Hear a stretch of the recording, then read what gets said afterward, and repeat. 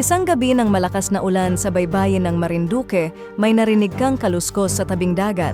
Sabi ng matatanda, huwag kang lalapit kapag may aninong nangingisda na walang mukha. Ngunit sa gabing iyon, dala ng kuryosidad, nilapitan mo ang kakaibang figura sa dilim. Ang hangin ay malamig at bawat hakbang mong palapit, mas lumalalim ang katahimikan sa paligid. Nakita mo siyang nakatalikod, tila nag-aabang ng huli sa madilim na tubig. Nang tawagin mo siya, dahan-dahan siyang humarap. Wala siyang mukha, puro anino, walang mata, ilong o bibig. Bigla kang nakarinig ng mahihinang bulong, parang mga kaluluwang nagmamakaawa sa hangin. Ang paligid ay unti-unting nagdidilim at ang mga alon ay tila humihina, parang pinipigil ang hininga ng dagat.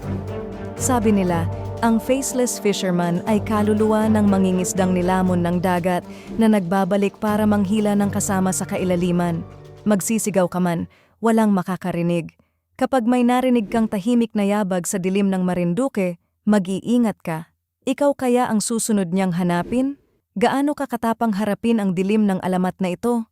Sundan at ibahagi kung handa kang malaman ang katotohanan.